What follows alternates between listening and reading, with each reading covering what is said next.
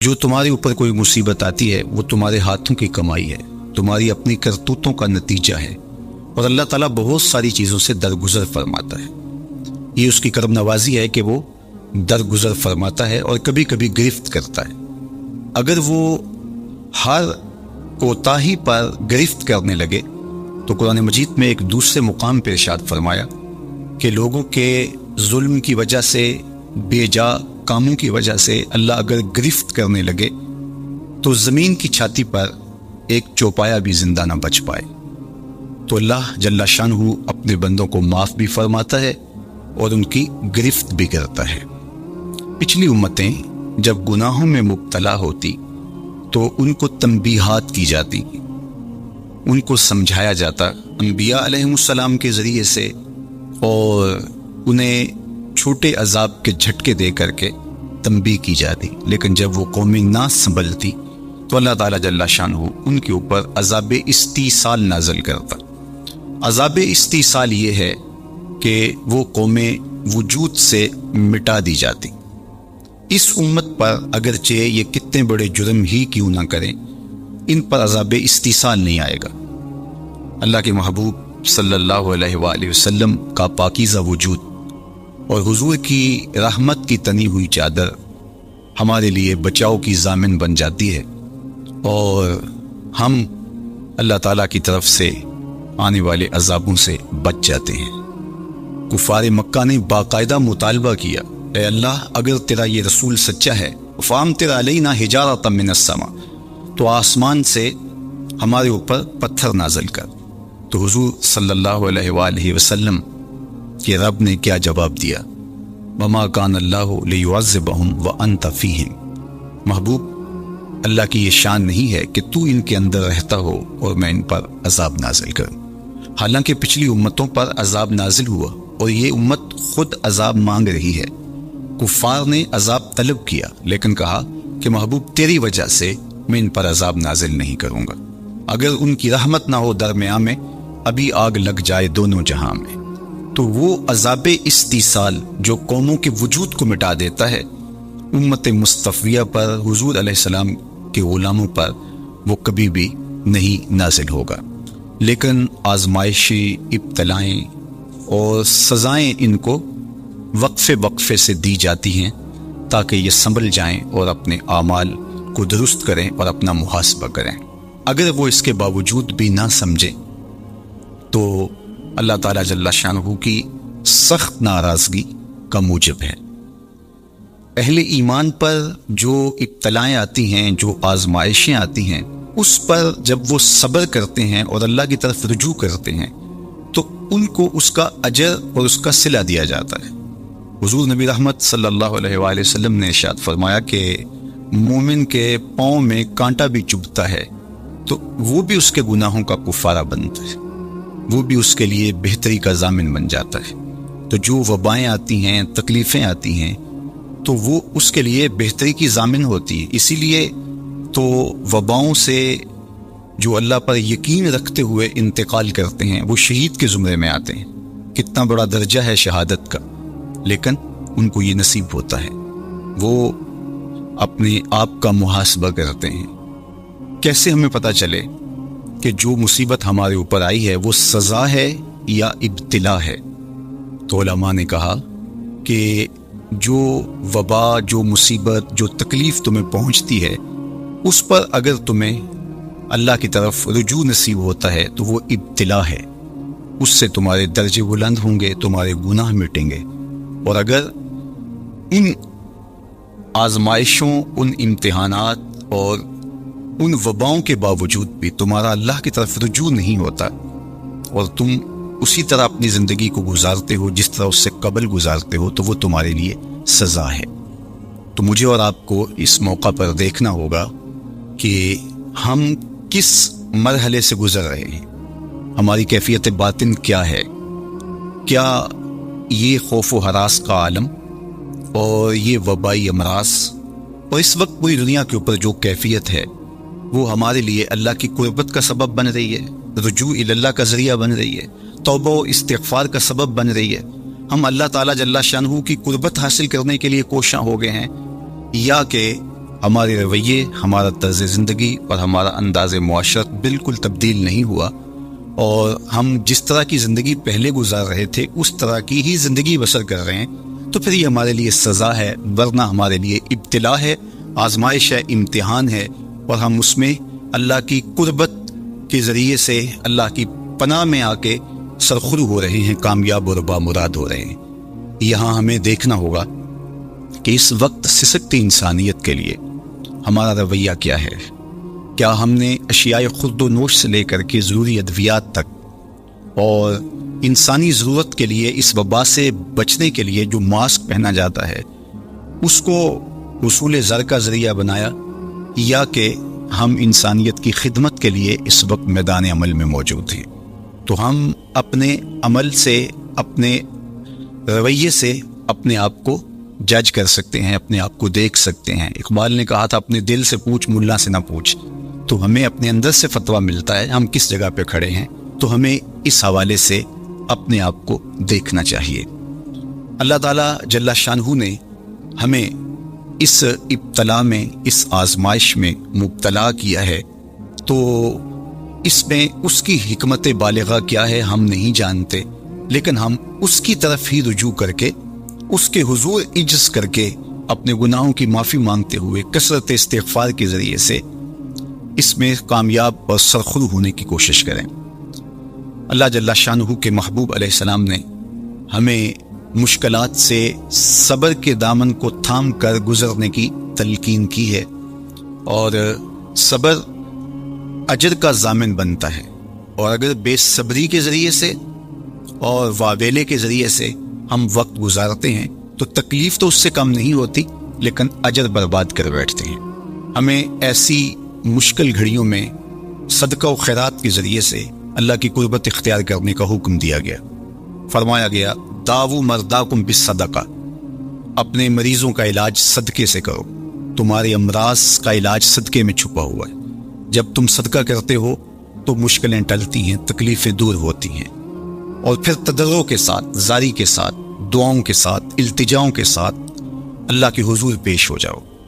تم امتحان گاہ میں کھڑے ہو، وَاسْتَقْبِلُوا أَمْوَاجَ الْبَلَاءِ بِالدُّعَاءِ وَالتَّضَرُّعِ، فرمایا کہ بلاؤں اور آزمائشوں کی موجیں جب تمہاری طرف بڑھ رہی ہوں تو تم تضرع اور زاری کے ساتھ اللہ کی مدد اور اللہ کی پناہ لے لو، اور جب تم اس کی پناہ میں آ جاؤ گے تو پھر تکلیفیں تمہارا کچھ نہیں بگاڑ سکتی، تمہارے درجے بلند ہوں گے، اور تمہاری خطاؤں سے اللہ درگزر فرمائے گا، اور تمہارے لیے راحتوں کے، کرم نوازیوں کے در گشادہ ہوں گے۔ اللہ جل شانہ کی بارگاہ میں ہم دعا بھی کریں، کثرت کے ساتھ استغفار بھی طلب کریں، چونکہ استغفار ہمارے لیے تریاق کا درجہ رکھتا ہے، بالخصوص جب ہم ان حالات میں ہیں۔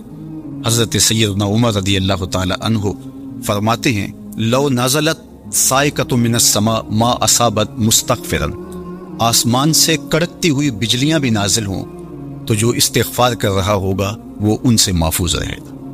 تو استغفار کرنے والا اللہ جل شانہ کی پناہ میں آ جاتا ہے، اس کی حفاظت کے حصار میں آ جاتا ہے۔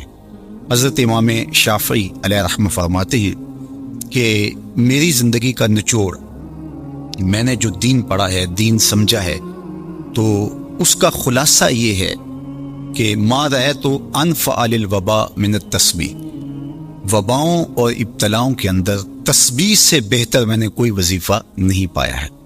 تو جب آپ اللہ کی تسبیح بولتے ہیں، اس کی پاکی بولتے ہیں، تو آپ اللہ کی رحمتوں کے حصار میں آ جاتے ہیں، اس کی پناہ میں آ جاتے ہیں، تو اللہ تعالیٰ جل شانہ آپ سے مصیبتوں کو اٹھا لیتا ہے، تکلیفوں کو اٹھا لیتا ہے۔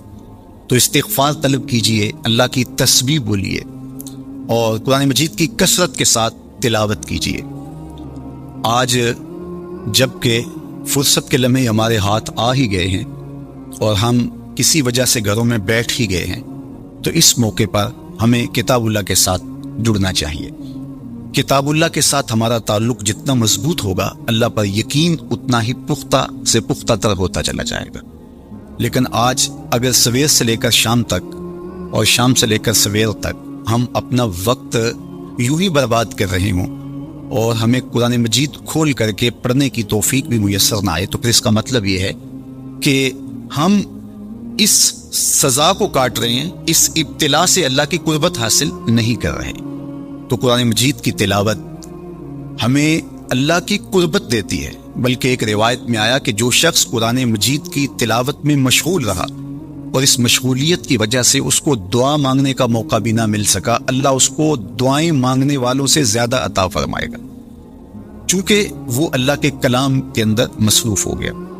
تو آج کل فرصت کے لمحات میں ہمیں اپنے بچوں کو بٹھا کر کے بھی ترغیب دینی چاہیے کہ وہ قرآن مجید کی تلاوت کریں، اور خود بھی قرآن مجید کی تلاوت اپنے معمولات میں شامل کرنی چاہیے۔ اور جتنے بھی یہ دن ہمیں میسر ہیں، اپنی روٹین اس حساب سے ہم بنا سکتے ہیں کہ قرآن مجید کے ساتھ ہم جڑ جائیں، اور اس کو اگر مفاہیم و مطالب کے ساتھ پڑھنے کا مزاج ہو، اور روزانہ 1 پارہ یا 2 پارہ اس کے مفاہیم کے ساتھ، اس کے مطالب کے ساتھ اگر پڑھنا نصیب ہو جائے، تو پھر قرآن مجید کے پیغام کو سمجھنے کا ہمیں موقع مل جائے گا۔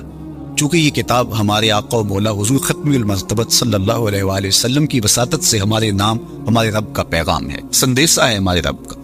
ہمارے رب نے ہمیں کیا کہا ہے ہمیں سمجھنا چاہیے۔ دنیا کے کسی ایسے ملک سے میرے اور آپ کے نام کوئی خط ہو اور اس زبان میں ہو جو زبان میں نہیں جانتا، تو اتنی دیر تک میں چین سے نہیں بیٹھتا، آپ چین سے نہیں بیٹھتے جب تک اس کے مندرجات معلوم نہیں کر لیتے، اس میں خوشی کی خبر ہے یا کوئی غم کا قصہ ہے، یہ خط میرے نام کیا پیغام لے کر آیا ہے۔ تو صاحب یہ قرآن حضور کی معرفت، ہمارے نام، ہمارے رب کا خط ہے۔ تو ہمیں دیکھنا ہوگا کہ اس کتاب نے ہمیں کیا پیغام دیا ہے، اس کتاب کا حکم نامہ ہمارے نام کیا ہے، اور پھر ہم اس کتاب کو اپنی زندگی میں اتار کر کے اپنے شب و روز کے اندر شامل کر کے اس کی تعلیمات کو ایک پاکیزہ اور ستھرے مسلمان بن کے ابھر سکتے ہیں۔ تو اس موقع سے بھرپور فائدہ ہمیں حاصل کرنا چاہیے، اس کی تلاوت بھی کریں۔ خالی تلاوت بھی قرآن مجید کی تمہیں محرومیوں سے نکالے گی۔ حضرت اقبال علیہ الرحمہ نے اپنے ایک دوست کو خط لکھا کہ قرآن مجید اگر مفاہیم و مطالب کے ساتھ تمہیں نہیں بھی پڑھنا آتا تو پھر بھی اس کی تلاوت کو معمول زندگی بناؤ، اس لیے کہ ناظرہ قرآن پڑھنے سے بھی قلب کا تعلق حضور کے قلب اطہر سے جڑتا ہے، حضور سے قربت نصیب ہوتی ہے اس کتاب کے پڑھنے سے، اس کی تلاوت کرنے سے، چونکہ یہ حضور کے قلب اطہر پہ نازل ہوا ہے، حضور کے سینہ اقدس پہ نازل ہوا ہے، تو اس سے تعلق حضور کے قلب اطہر کے ساتھ جڑنا ہے۔ اور ہمیں فرمایا گیا کہ راتوں کی تنہائیوں میں اٹھ کے قرآن پڑھا کرو اور قرآن پڑھتے ہوئے رویا کرو، اور یہ بھی فرمایا گیا فَإِلَّمْ تَبْكُوا فَتَبَاكُوا، اور اگر رونا نہ آئے تو رونے کی کوشش کیا کرو، تکلف کے ساتھ اپنے اوپر وہ کیفیت طاری کرو کہ تمہاری آنکھیں آنسوں کا خراج دیں اس قرآن کو پڑھتے ہوئے۔ کیا یہ تصور تھوڑا ہے کہ جب تم قرآن پڑھ رہے ہو تو اس خیال میں ہو کہ میں اپنے رب کا کلام پڑھ رہا ہوں؟ فرمایا تمہارا رب سے ہم کلام ہونے کو جی چاہے تو قرآن کھول کے بیٹھ جاؤ، یہ رب سے ہم کلام ہونا ہے۔ حضرت داتا گنج بخش علی حجویری علیہ رحمہ سے ایک مرید نے کہا حضرت اگر رونے کی کوشش کریں تو پھر بھی رونا نہ آئے تو فرمایا پھر اپنے مقدر پہ رویا کرو، تم اتنے سنگ دل ہو گئے ہو کہ تم رونا بھی چاہتے ہو لیکن تمہاری آنکھیں آنسوں کا خراج نہیں دیتی۔ تو اس کتاب کے ساتھ جڑ کے، اس کتاب کے ساتھ وابستہ ہو کے، اس کے ساتھ تعلق کے خاطر قائم کر کے اپنی زندگی کو سنوارا جا سکتا ہے۔ یہ کتاب زندگی ہے، یہ نسخہ حیات ہے، نسخہ کیمیا ہے۔ فاش می گوئم آنکھ در دل مزمرست، این کتاب نیز چیز دیگرست۔ اقبال نے کہا اگر میں کھل کے بتا دوں جو میرے سینے میں پوشیدہ ہے، یہ کتاب نہیں، یہ کوئی اور ہی چیز ہے، یہ زندگی بخش ہے، یہ حیات آفرین ہے، اس کا ایک ایک لفظ نور دیتا ہے، اس کا ایک ایک حرف اجالے بانٹتا ہے۔ بلکہ وہ لوگ جو اس کتاب سے زندگی حاصل نہیں کرتے اور اس کتاب کے ہوتے ہوئے بھی محرومیوں کا شکار ہے، تو بڑی خوبصورتی کے ساتھ اقبال نے تنقید کی اور سوئے ہوئے ضمیر جگانے کی کوشش کی۔ ببند صوفی و ملا اسیری حیات از حکمت قرآن گیری، با آیاتش ترا کار جزی نیست، کیا یاسین ہو آساں بمیری۔ اقبال کہتے ہیں تو جاہل صوفی اور کاہل ملا کے ایسے پھندے میں پھنسا کہ تو نے قرآن سے زندگی تلاش نہیں کی، قرآن کی آیتوں سے تجھے صرف اتنا سروکار ہے جب تیرے بوڑھے کی روح اٹک گئی تو سورہ یاسین لے کے بیٹھ گیا کہ میں اس کی تلاوت کروں اور اس کی روح آسانی سے نکل جائے۔ اقبال کہتے ہیں اس میں کوئی شک نہیں ہے، مرنے والے کو اس کا فائدہ ہوتا ہے، لیکن مجھے افسوس اس بات کا ہے کہ اس قرآن سے بھی تو نے مرنا ہی سیکھا، کاش اس قرآن سے جینا سیکھ لیا ہوتا۔ یہ تجھے زندگی کے کرینے سکھاتا، تجھے اسلوب حیات بتاتا، تجھے جینے کا طریقہ بتاتا، تجھے محمد عربی کی دہلیز پہ لے جاتا، تمہیں خدا کی قربت دیتا، خشیت الہی کے اجالے دیتا. یہ کتاب زندگی بخش اور حیات آفری تھی، تو نے کیوں اس کتاب کے ہوتے ہوئے اپنے آپ کو محرومیوں کے سپرد کر دیا؟ تو یہ موقع ہمیں ملا ہے زندگی کی گہما گہمی میں، زندگی کی چکا چوند میں، سویر سے شام تک، شام سے سویر تک بھاگم بھاگ لگی تھی. تو کسی وجہ سے لمحے فرصت کے ہاتھ آ ہی گئے ہیں. تو آئیے ہم اپنا رب کتاب اللہ سے جوڑیں، قرآن سے جڑ جائیں اور اس کی تلاوت کو شعار زندگی بنا لیں. گر تو می خواہی مسلمان زیستن، نیست ممکن جز با قرآن زیستن. اگر تو مومن بن کے، مسلمان بن کے جینا چاہتا ہے تو قرآن کے بغیر تیرا ایک لمحہ بھی نہیں بیت سکتا. تو اس کتاب کے ساتھ ہمیں وابستہ ہونا چاہیے. روزانہ 1-2 پارے خود بھی پڑھنے چاہیے اور اپنے بچوں کو بھی اس کی ترغیب دینی چاہیے. روزانہ ہماری صبح کا آغاز تلاوت کلام مجید سے ہو تو زندگی کتنی خوشگوار، پر نور، تاباں اور منور ہوگی. تو اس موقع پر میں مشورہ دوں گا اپنے جملہ ناظرین سے، سامعین سے، کہ وہ کتاب اللہ کے ساتھ جڑ جائیں اور یہ کتاب دیکھنا کہ کیسے موتی اچھال کے تمہاری گود میں ڈالتی ہے. یہ دنیا کی واحد کتاب ہے جو اپنے قاری کو اس کے نفسیات کے مطابق، اس کے مبلغ علم کے مطابق، اس کے ظرف کے مطابق اس کو عطا کرتی ہے. دنیا کی کتنی کتابیں ہیں جو ایک عام شخص کے لیے تو دلچسپ ہیں، لیکن جو علم کی بلندیوں پر اڑ رہا ہے تو اس کے لیے اس کتاب میں کچھ بھی نہیں ہوتا. اور کتنی کتابیں ہیں جو اہل علم کے لیے تو سرمایہ ہیں، لیکن جو نچلے درجے کا عام شخص ہے اس کو اس کی سمجھ ہی نہیں آتی. لیکن قرآن ایک ایسی کتاب ہے، اس کو جس طبقہ زندگی سے تعلق رکھنے والا پڑھے، چاہے وہ ایک عام شخص ہو اور چاہے وہ بہت بڑا مدقق ہو، جو بھی پڑھے قرآن اس کو اس کے ظرف کے مطابق فیض دیتا ہے. ہم ہوئے، تم ہوئے کہ میر ہوئے، اس کی زلفوں کے سب ہی اسیر ہوئے. یہ اس کتاب کا اعجاز ہے، اس کتاب کا کمال ہے، اور یہ اپنے پڑھنے والوں کے لیے آسان ہے، رشد و ہدایت کی ضامن ہے اور اللہ کی قربت کا ذریعہ ہے. ہمیں زندگی گزارنے کا اسلوب دیتی ہے اور حیات آفرین کتاب ہے. تو اس کے ساتھ ہمیں جڑنا چاہیے اور اس موقع سے ہمیں بھرپور فائدہ حاصل کرنا چاہیے. ایک بات میں یہ بھی عرض کرنا چاہوں گا کہ اس موقع پر خاص طور پہ ہمیں تھوڑا سا اپنا محاسبہ کرنے کے لیے بھی وقت مل گیا ہے. بھاگ دوڑ کے اندر سویر سے شام تک ہمیں اپنے آپ پر غور کرنے کا موقع نہیں ملا اور مقصد حیات کو سمجھنے کی فرصت نہیں ملی. ہم کیوں آئے تھے دنیا پر؟ مقصد زندگی کیا تھا؟ کیا رزق کمانا ہی مقصود حیات تھا؟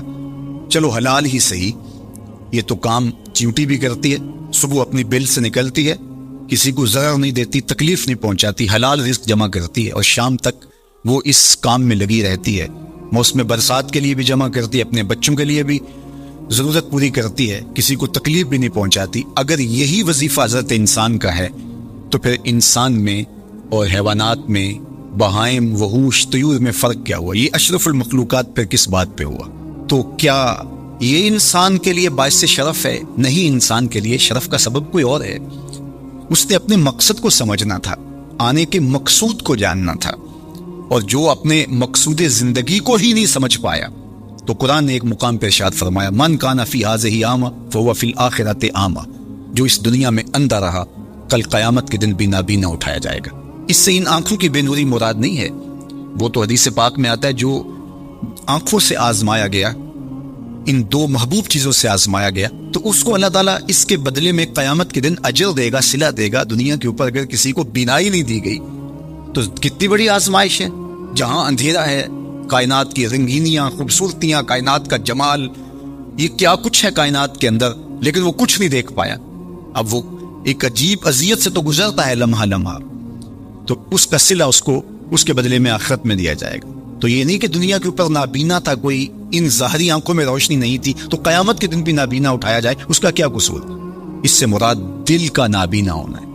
جو اس دنیا میں اندھا رہا، جس کے دل نے اللہ کی معرفت کا نور نہ پایا، جو مقصد زندگی نہ سمجھ پایا، جو مقصد زیست نہ سمجھ پایا، میں دنیا پہ آیا کیوں تھا، وہ کیا خوب کہا تھا اکبر الہآبادی نے، کیا بتائیں احباب کیا کار نمایاں کر گئے، بی اے کیا، نوکر ہوئے، پینشن ملی اور مر گئے. زندگی کا یہ مقصد تو نہیں ہے. تو زندگی کسی کام کے لیے، ہم اللہ کی معرفت حاصل کریں، اپنی زندگی کے مقصود اور مدعا کو سمجھیں کہ ہم کیوں تخلیق کیے گئے اور ہمیں فہم و فراست اور عقل و خرد سے کیوں نوازا گیا، تو وہ مقصد اگر ہم نے نہیں پایا تو اس موقع پہ ہمیں اپنا محاسبہ کر کے غور کرنا ہوگا اور اپنی زندگی کی راہوں کو درست کرنا ہوگا۔ اللہ کی حضور رجوع کریں، سچی توبہ کریں۔ آج یہ تھوڑے سے حالات دیگر گم ہوئے اور موت آنکھوں کے سامنے رقص کرتی ہوئی نظر آئی۔